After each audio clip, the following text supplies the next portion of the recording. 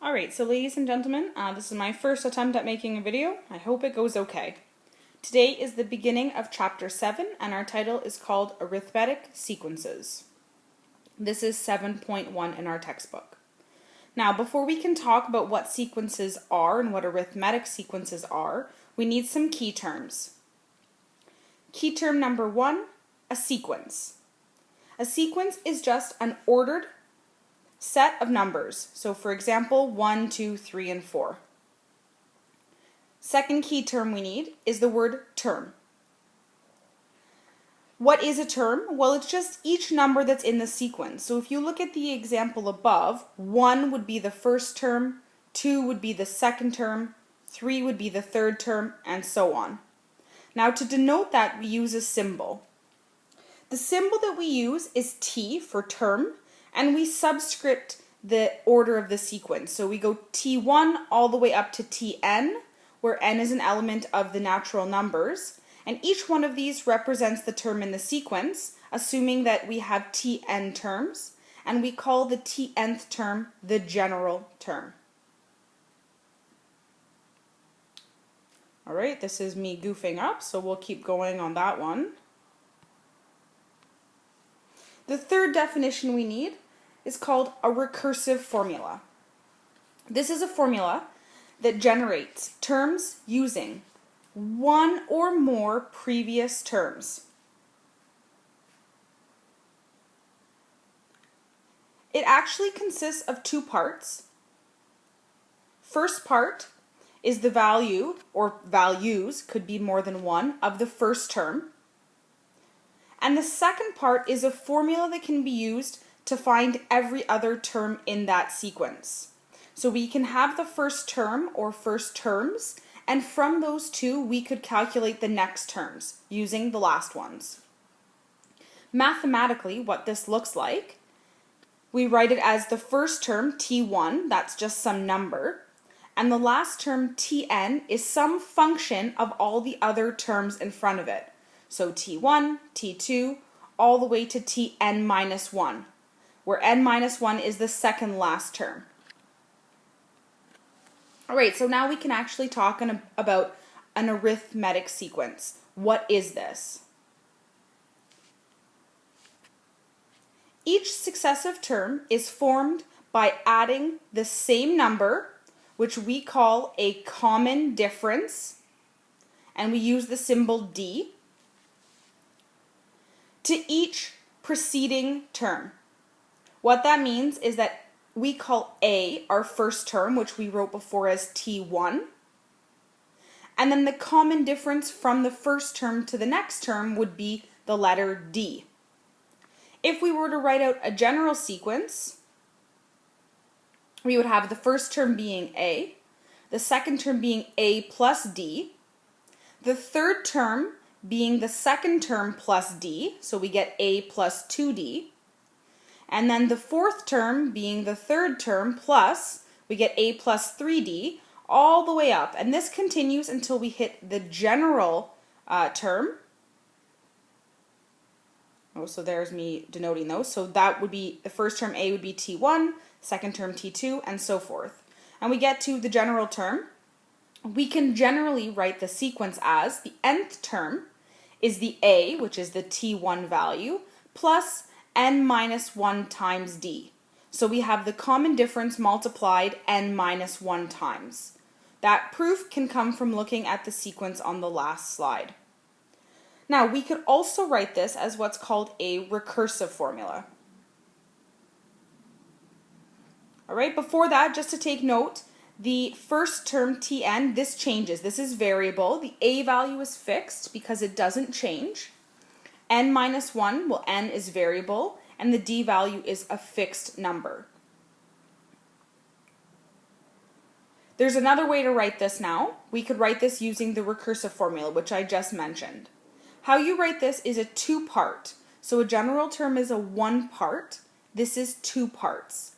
T1, the first term, is our A value, and the general term Tn is the term before it plus the common difference D. These two equations, or the general term and the recursive formula, state the exact same thing. Now, before we move on to some examples, the last thing I want you to notice is that these are actually linear. An arithmetic sequence is a linear function. Okay, so please make note of that. That's important because tomorrow that's not going to be the case. So an arithmetic sequence is always linear. And you can see that because n is degree 1. All right, so let's try some examples. Example number 1. Given 4, 7, 10, 13, 16, ... Determine the a value, so the first term, the d value, the common difference, the general equation, as well as the sixth term in the sequence. Now, the first two things we're asked to find are relatively easy. They're given to us in the question. So the a value is the t1. So that means the a is equal to 4. To find the difference, you look at how you moved from t1 to t2. So 7 minus 4 would be 3. You could also do the same thing from t3 minus t2. 10 minus 7, also 3. Think about y2 minus y1, same sort of idea. Now, to find the general equation, we take the a, we take the d, we plug it in. So this gives us Tn equals a plus n minus 1d, and for our example, 4 plus 3 times n minus 1. Now you do have a choice that you could expand this and simplify, but that's not really necessary. The textbook does it, so please be careful when you're double checking your answers. This could also be written as 1 plus 3n. All right, and now the last thing to do is to find the sixth term. Using the general equation, we plug in for n equal to 6. So we have 4 plus 3 times 6 minus 1, so that's 4 plus 3 times 5, which gives us 15 plus 4, and that gives us our final answer of 19. Now, note, our general equation is linear. N is degree 1. Moving on to example number 2. Given 23, 20, 17, ... minus 46, determine the number of terms in the sequence. Now this question's a little bit different. This time we're given the last term, which we weren't given before. So we start by identifying a. A is our first term, t1. We find the common difference, 20 minus 23. That gives us negative 3. And the last term we're given, so this is the tnth term. This is the nth term in the sequence. So we could set up our general equation. Our general term is Tn equals a plus n minus 1 times d. So we plug in the a, we plug in the n. Now we get to here, and we know we have a Tn equal to negative 46. We can plug that in for the nth term and rearrange to solve for the n. So negative 46 equals 23 minus 3 bracket n minus 1. Rearranging, we get negative 69 equals negative 3 times n minus 1. You divide by the negative 3, you move the negative 1 to the other side, we find that n is equal to 24. This means that the value negative 46 is the 24th term in this sequence. So if we were to count these all out, if we went down by 3 each time, this would happen on the 24th sequence, or on the 24th term in that sequence. All right, last example for today. Example number 3. Given an arithmetic sequence with the 10th term being 66 and the 15th term being 101, determine the general term and write the recursive formula. It's easiest to start by finding the general term. I would never ask you to find the recursive formula first. It can be a little bit confusing. Now, we don't have A, we don't have D, but what we do have is we have the 10th term and we know what the general term looks like. So starting with the 10th term, we know that T10 is 66, and this is A plus 10 minus 1D, and simplifying we get 66 equals A plus 9D. Two unknowns.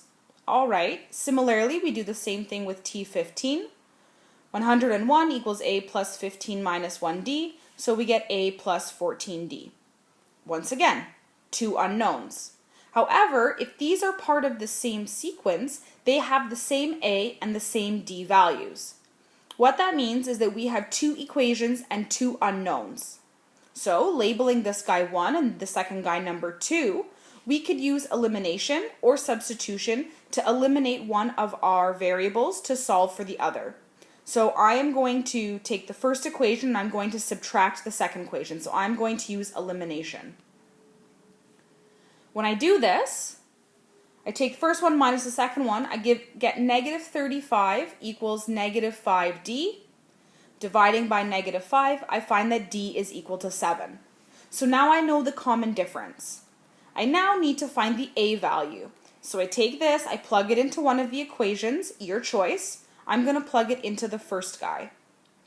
So we plug that in, 66 equals a plus 9 times 7. We rearrange and solve, so I find the a value is equal to 3.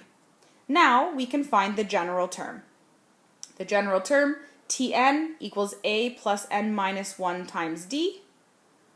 Oops, there's a typo there. This should say 7 times n minus 1, not 7d. So make sure you make that correction, please. That should say 3 plus 7 bracket n minus 1.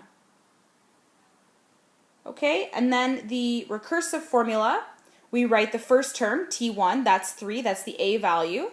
And then the nth term is the term before it plus 7 more. That's the common difference. So here are two ways to write this same relation. All right, your turn to practice. So on page 424, please practice numbers 1 to 10 and 13 through 15.